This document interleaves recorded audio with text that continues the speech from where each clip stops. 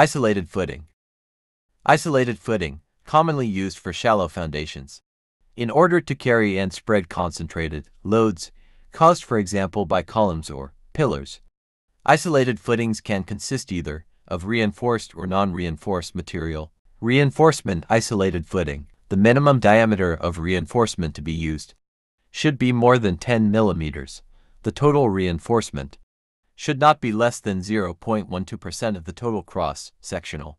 Types of isolated footing. 3 types of isolated footing. 1.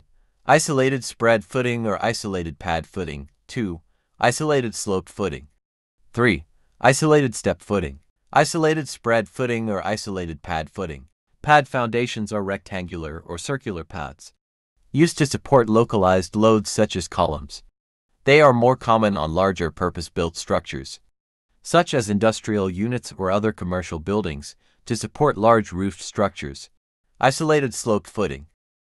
A sloped footing consists of 4 trapezoidal sides that are inclined at a 45-degree angle from all sides. Trapezoidal footings are preferred over pad footings due to their cost-effectiveness. Also in colder regions where there is possibility of freezing.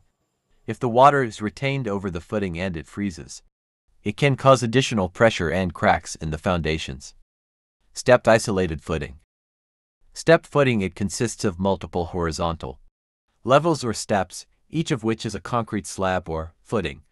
Stepped footings are commonly used when the ground surface is not level or when the building design requires varying levels of foundation support. To get more civil engineering knowledge, subscribe to the Building Construction Work. Thank you.